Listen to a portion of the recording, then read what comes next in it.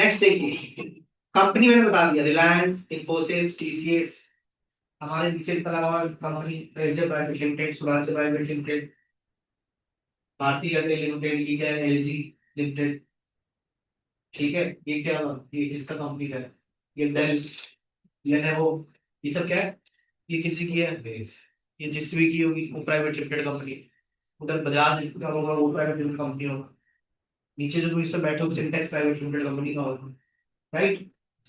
तो वो क्या है? पर्सन। उनका बिजनेस क्या है? ये सारा जो देखो बिजनेस, क्लियर। तो ये पर्सन समझाना चाह रहे हैं। नेक्स्ट क्या है? Form LLP. 12th क्लास तक बहुत अच्छे से पढ़ गया है। पार्टनरशिप, पार्टनरशिप पढ़ गया है सब अच्छे से। एक या एक से अधिक, सॉरी, दो या दो से अधिक लोग, दो या दो से अधिक लोग जो होते हैं। हाँ भाई।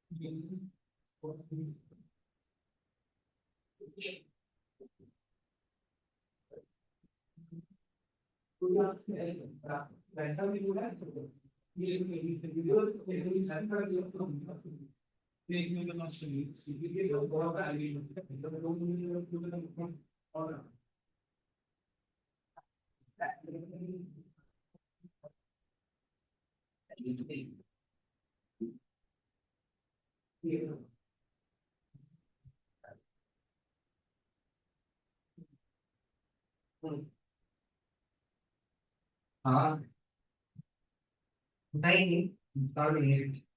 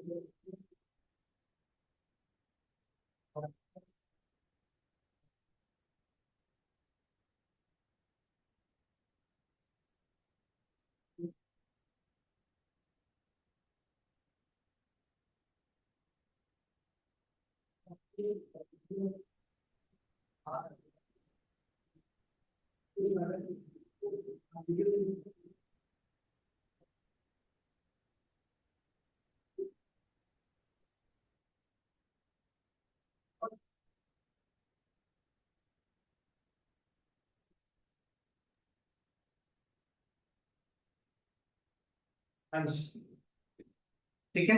सो पार्टनरशिप फॉर्म एलएलपी, जैसे हमारे पास टीकेसी एकेडमी इज एलएलपी, ठीक है। और 12th क्लास में हम लोग पढ़ के होंगे पार्टनरशिप फॉर्म, जो जब दो बंदे होते हैं अपना बिजनेस शुरू करते हैं, ठीक है, वो रजिस्ट्रेशन रजिस्टर्ड भी हो सकता है, नॉट रजिस्टर्ड हो सकता है, ठीक है। रजिस्टर अगर रजिस्टर करा लेते तो लीगल में थोड़ा सा ये होता है कि अगर पार्टी से आपको रजिस्टर करा लेते हैं तो सामने वाला पार्टी का पेश भी कर सकते हैं, वो भी आपको ठीक सकते हैं, ठीक है। देन एनालिसिस, उसके बाद आपका एओपी, एसोसिएशन पर्सन भी होगा, मतलब एक दो चार लोग इकट्ठे हो गए, इकट्ठा होकर क्यों बना दिया भाई। जैसे अभी यहाँ पे सोसाइटी देखोगे आप लोग, एओपी वाले जो होते हैं ना, वर्गन वर्गन सोसाइटी में सीएसएस और सोसाइटी होता है, ठीक है। वो वही है, बॉडी ऑफ इंडिविजुअल मिलके एक एक लोग मिलके सोसाइटी बना दिया, ठीक है। तो उसके ऊपर टैक्स लगते हैं, ध्यान रखना। नेक्स्ट आता है लोकल अथॉरिटी, आपका आगे म्युनिसिपैलिटी वगैरह एमसीडी। फिर आता है आपका artificial judicial person, temple university trust, ठीक है जी। इन सब के ऊपर क्या लगता है, ये कितने, एक दो तीन चार पाँच छः सात, जैसे हमारा इंस्टीट्यूट क्या है अलग, ठीक है। तो ये सात तरीके के इंसान है, ये ध्यान रखना। अब आप लोगों को सर मैं ये ज्ञान की दे रहा हूँ, कल को आप किसी कंपनी में जाओ, अब हो सकता है कंपनी में आप अकाउंटेंट रहो, एलएलपी, एलएलपी हो सकता है। अब एलएलपी के ऊपर टैक्सेशन अलग होता है, राइट। एलएलपी के ऊपर टैक्स लगता है 30+10, कंपनी के ऊपर लगता है 25% का टैक्स, मतलब 22 + 10% का 50 + 4% का सेस। तो इम्पैक्ट आता है कंपनी के ऊपर 25%, 25.17% का लगता है, सॉरी इस पे लग गया, मैं बता रही हूँ।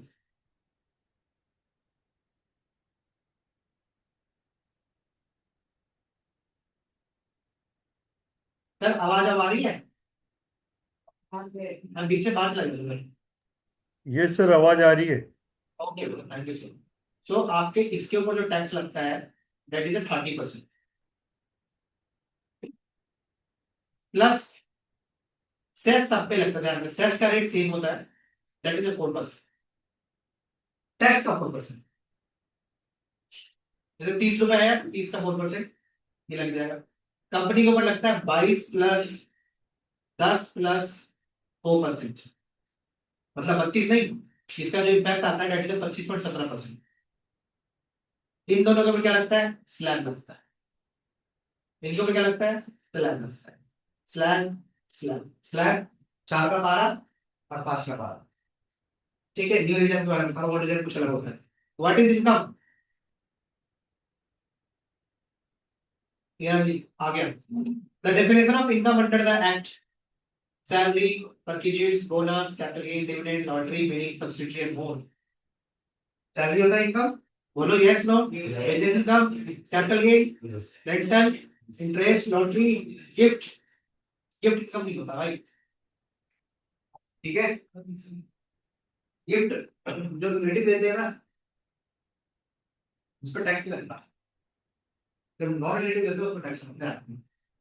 और एग्रीकल्चर इनकम एग्जेप्ट होता है अगर खाली एग्रीकल्चर इनकम हो तो। अगर ये सोचो कि मैं सैलरी भी कमा रहा हूँ 1 करोड़ कमा रहा हूँ, 10-20 लाख एग्रीकल्चर इनकम भी है, तो प्रोपोर्शनली टैक्स लग जाता है। ये आ गया आपका 5 हेड्स ऑफ इनकम, ठीक है। Salary, house property, business income, देखो यहाँ पे ये लिखा भी है, इसके ऊपर बनता है, ठीक है जी। जो क्या बढ़िया क्वेश्चन है, विराट कोहली की इनकम क्या क्या हो सकती है बताओ? आईपीएल किस कहा जाएगा?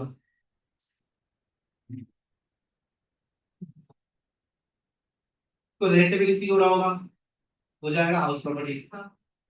उसको इंटरेस्ट भी इसी हो रहा होगा, वो कहा जाएगा 60,000 इससे कैपिटल गेन भी होगा, वो कहा जाएगा कैपिटल गेन। उसको आईपीएल की फीस भी हो रही होगी और एड्स भी हो रहा होगा, वो कहा जाएगा, ठीक है जी। सैलरी कर दो उसको, किसी का एम्प्लॉय होगा, आई थिंक नहीं सैलरी की फीस होगी, मैच फीस होती है। नहीं सर, उनको स्टार प्लेयर के हिसाब से सैलरी भी पे होती फीस होती है, उसको फीस बोलते हो। हाँ अगर मान लो बीसीसी सैलरी देती है तो वैल्यू चला जाएगा, इसमें क्यों रहेगा, ठीक है। अब आइए, जब सारी चीजें आप जोड़ घटाव कर देते हो, ठीक है, सपोज करो, अच्छा ये बहुत इंपॉर्टेंट है, ये नेक्स्ट क्लास में पढ़ाता हूँ, this is the most important.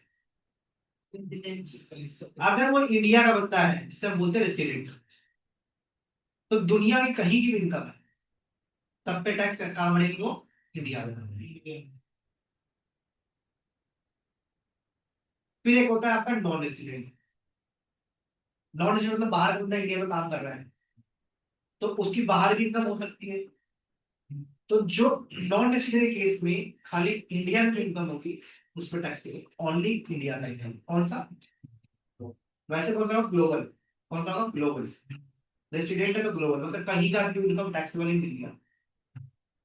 लेकिन अगर नॉन रेसिडेंट है तो खाली इंडिया का इनकम टैक्सेबल होगा। मतलब मान लो कोई बंदा बाहर बंदा इंडिया में आके काम कर रहा है,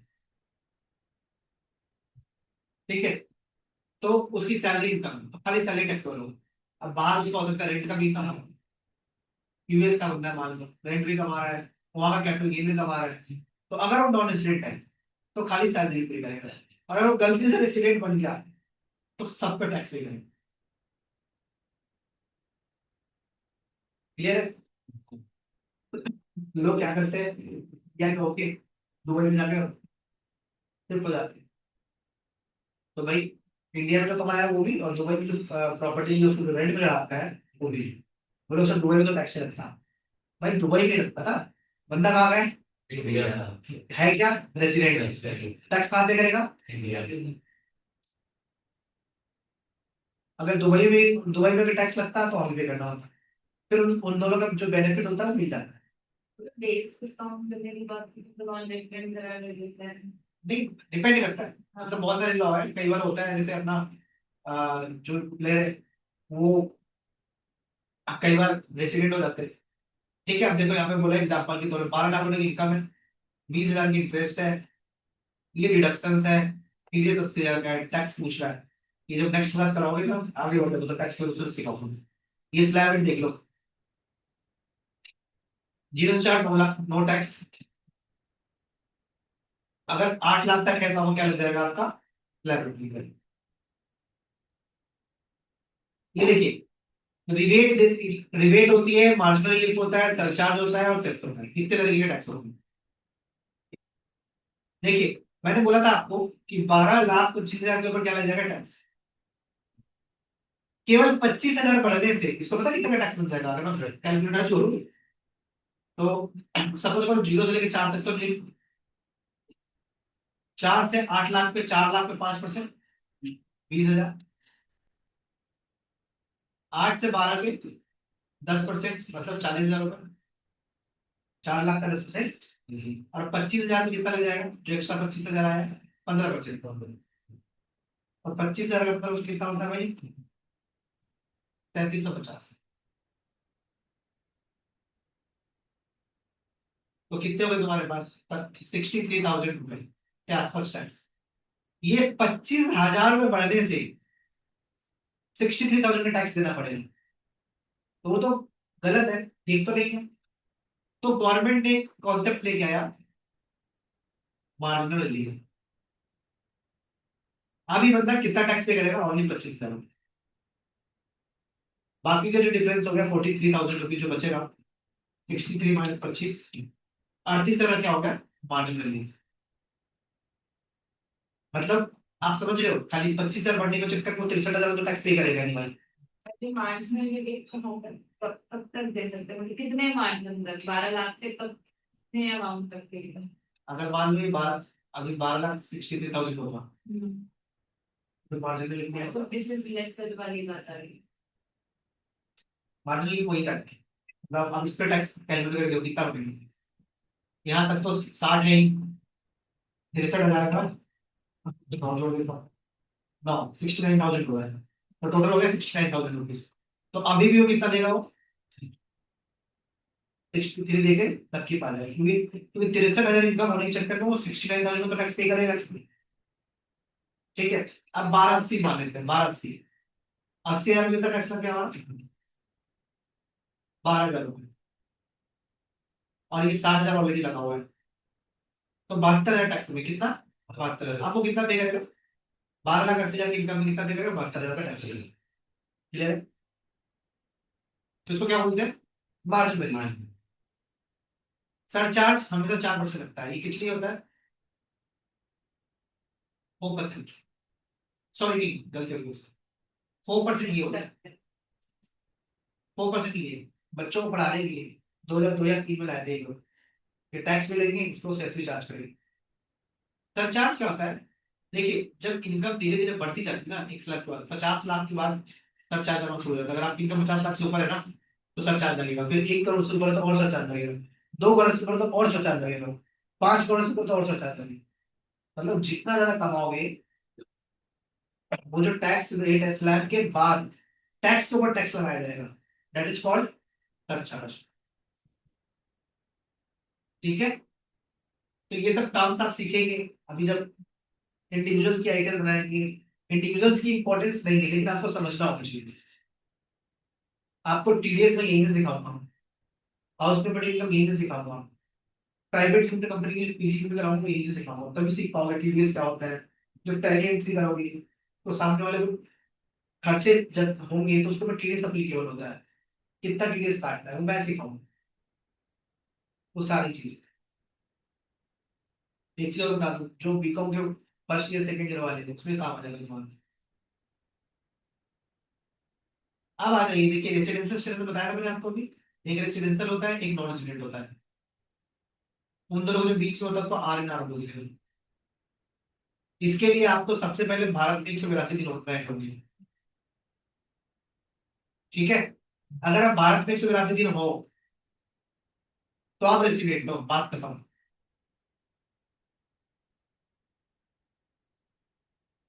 ठीक है, अच्छा इन सब चीजों की डिटेल है, नेक्स्ट क्लास में डिटेल, अभी जस्ट ओवर भी दे रहा हूँ। रेसिडेंशियल के ऊपर तो पूरा क्लास जाएगा। ठीक है, तो अगर सपोज कोई बंदा है वो दुबई में चला जाता काम करने, तो क्या वो टैक्स नहीं पे करेगा? कहता ना दुबई में टैक्स लेकर टैक्स लेकर। अगर वो 182 दिन इंडिया में रहा है तो उसे कहीं की भी इनकम इंडिया में टैक्स होगा। अच्छा एक चीज और, 182 दिन तो हो गए, मान लो वो कहता है जी मैं तो 60 दिन रह के चला गया था, इतने 60 डेज रह के चला गया था, कहता है 60 डेज थे ना लास्ट ईयर में, लास्ट ईयर में मान लो अभी 26 27 को, 26 27 का टैक्स आप पे करो जुलाई 27 में। तो कहता है कि 26 27 में तो मैं तो 60 दिन रहा था, मैं 65 दिन रहा था, तो मैं तो ये ना हो गया। नहीं जी नहीं, रुको, आप पिछले 4 साल की कुंडली देखेंगे। अगर पिछले 4 साल में 365 दिन रहा है आपने, तो फिर फिर आगे दोबारा, ठीक है।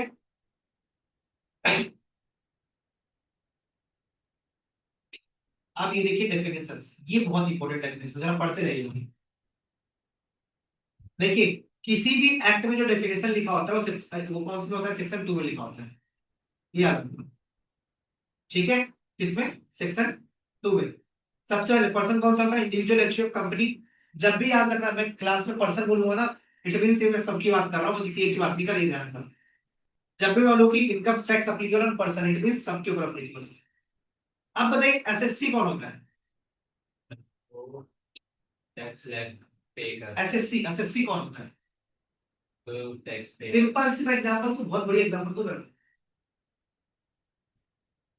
स्कूल में आप क्या हो, क्या हो, स्टूडेंट, गुड। हॉस्पिटल में गुड, बस में पैसेंजर, राइट। तो हो तो तुम अकेले, सेम बंदा, अलग अलग जगह पे अलग अलग नाम से जाना जाता है। इनकम टैक्स में उसको हम क्या बोलते हैं, असिस्टेंट, ठीक है। कोई डिफरेंट बंदा नहीं है। और इसी एसएससी को जीएसटी में टैक्स पेयर बोलते हैं, ठीक है। अगर income tax department notice notice भेजता है, उसको नोटिस ही बोल देते हैं। मतलब एक ही बंदा सेम टाइम पे इनकम टैक्स की नजर में एसएससी है, जीएसटी की नजर में टैक्स पेयर है, स्कूल की नजर में स्टूडेंट है, हॉस्पिटल में अगर तबीयत खराब तो पेशेंट है, कोर्ट में खड़ा है तो जो भी क्या बोलते हैं, जो कल हमारे कोर्ट में तो क्या बोलते हैं उसको, मुंजी में मुझे जो भी है, मुंजी मुझको मतलब मैं समझाना चाह रहा हूँ कि एसएससी कोई वो नहीं है, एसएससी एक टर्मिनोलॉजी है जिसमें ये कह रहा है पर्सन बाय हुम टैक्स और any service payable to the act. मतलब एसएससी कौन है, any person who is making tax to the government is a SSC. आप नॉर्मल लैंग्वेज समझो, इसकी डिटेल में पढ़ने जाएगा तो लंबा चौड़ा डेफिनेशन तो काम का नहीं आप लोगों के लिए, प्रैक्टिकल एस्पेक्ट के लिए।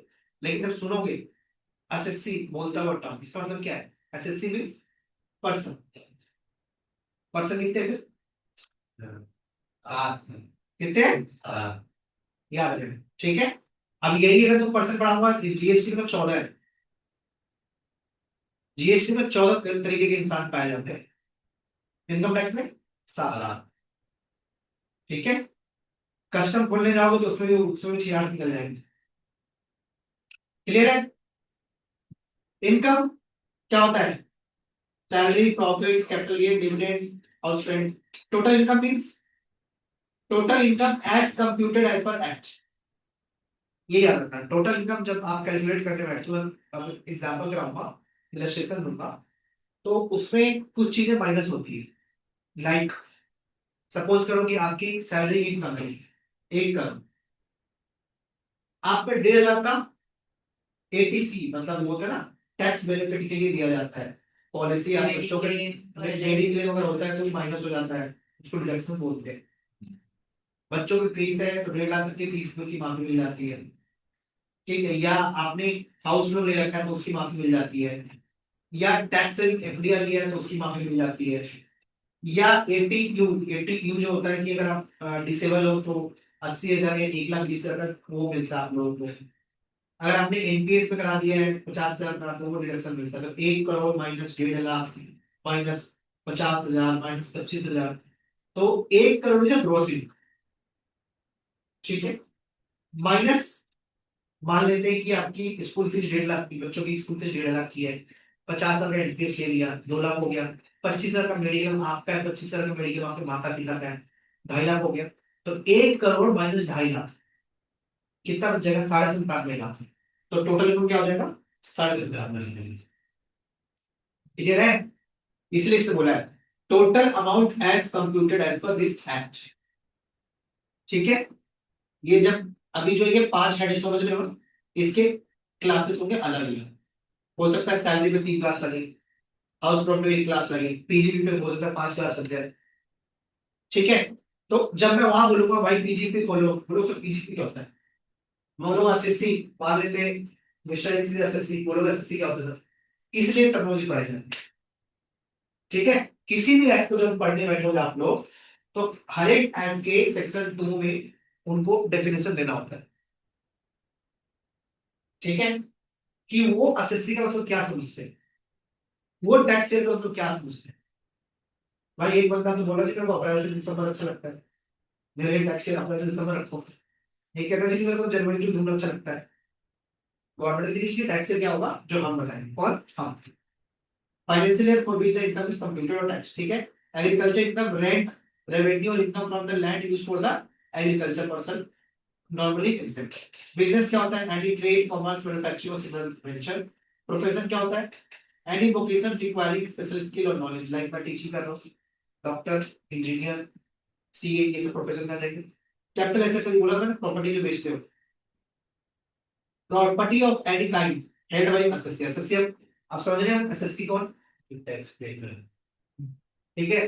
कंपनी भी हो सकती है ना, एलएलपी भी हो सकती है, पार्टनरशिप फॉर्म भी हो सकती है, एओपी बीओआई भी हो सकती है, इंडिविजुअल भी हो सकता है, एचयूपी भी हो सकता है, राइट।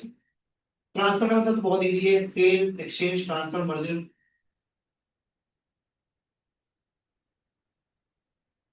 नेक्स्ट आता है कैपिटल गेन। देखो कैपिटल ये बहुत इंपॉर्टेंट चीज है। कैपिटल गेन मतलब होता है कि अगर आपने प्रॉपर्टी लीज ली, जब आपने 20 साल पहले परचेज किया था तो था 20 लाख का, आज बेच रहे हो 1 करोड़ में, तो दोनों का जो डिफरेंस है वो क्या है, कैपिटल गेन। क्या है, कैपिटल गेन लॉन्ग टर्म भी हो सकता है, शॉर्ट टर्म भी हो सकता है, डिपेंड करता है असेट्स के ऊपर। अगर आपकी म्यूचुअल फंड्स वगैरह है, शेयर्स है, तो उसमें 12 महीने से ज्यादा रखते हो तो लॉन्ग टर्म में करता है। लेकिन अगर आप लैंड बिल्डिंग फ्लैट वगैरह रखते हो तो 24 महीने से ऊपर होता है तो क्या हो जाता है, लॉन्ग टर्म। कुछ एसेट्स ऐसे भी जो 3 साल का लॉन्ग टर्म होते हैं। जब कैपिटल का चैप्टर पढ़ेंगे तब हमारी इसको डिटेल में पढ़ेंगे, लॉन्ग टर्म क्या होता है, शॉर्ट टर्म क्या होता है, उसको टैक्स क्या होता है। प्रॉपर्टी बेचते हो तो 20% टैक्स होता है, शेयर बेचते हो तो 15%, साल बाद कुछ लगता है एलटीसीजी पे, तो एसटीसीजी पे लगता है 20%। तो उस चैप्टर्स में ये सारी चीजें डिटेल में पढ़ेंगे, ठीक है। ये जब आप कभी भी आप अपनी किसी कंपनी के डायरेक्टर्स के एड्रेस बना रहे हैं तो वहां पे काम है, समझ रहे। अकाउंटिंग के लिए आपको बिजनेस की जो क्लास होगी ना, बिजनेस वाली, वो इंपॉर्टेंट होगी पीजी में। सैलरी का चैप्टर, सैलरी की इंपॉर्टेंट इसलिए होगी जब आप किसी कंपनी का अकाउंटेंट हो तो सैलरी स्ट्रक्चर जब बनाते हैं, इसलिए सैलरी की एकदम इंपॉर्टेंट है। क्योंकि भाई सैलरी किसी को दोगे, मान लो किसी सैलरी दे रहा है 20 लाख रुपए, उसको टीडीएस काटना है, कैसे काटो मुझे पता ही नहीं। ये किसी को बचाना भी है कि भाई ये डिडक्शन दे देंगे तो टैक्स कम हो जाएगा, तो इसलिए सैलरी का चैप्टर बहुत इंपॉर्टेंट है, ठीक है। भाई पीजीपी भी तो इंपॉर्टेंट है, पीजीपी तो आपको सीखना ही सीखना है, खर्चे कौन कौन से अलाउ होते हैं, कौन कौन से डिसअलाउ होते हैं, वो चीजें सीखनी है आपको, ठीक है। नेक्स्ट डिविडेंड क्या होता है, शेयर्स होल्डर को जो पैसे देते हैं, कौन देता है, company. Profit is distributed, profit distributed by the company to the share holder, ठीक है जी। नेक्स्ट आता है रिलेटिव। रिलेटिव का डेफिनेशन मैं पढ़ाऊंगा अभी। Company form, partner, resident, non resident, ठीक है। सब ऑनलाइन दोबारा ज्वाइन कर लीजिएगा तुरंत, फिर क्लासेस 2 मिनट में खत्म ही करने वाला हूं, ठीक ठीक है है। सर। तो ये जो डेफिनेशन है आपकी, ये मैंने सॉफ्टवेयर पे आप सबको दिया हुआ है, प्लीज इसको पढ़ें और मेरे से क्वेश्चन पूछें। सर क्या है, इंट्रोडक्शन क्लास था आज, कल सर से इसका हम नोट्स नोट्स इसका इसी में होगा व्हाट्सएप ग्रुप में। ये जो नोट्स में पढ़ा रहा हूँ ना, ये ऑलरेडी हाँ नोट्स जी। मैंने डाल दिया, ठीक है, ठीक ठीक है सर। तो आप मॉर्निंग में मैंने डाल दिया था, ठीक है। ठीक है सर। तो आज क्लास में रखते हैं, आप लोग पढ़ के आइएगा और फिर जरा से पूछिएगा, ठीक है जी।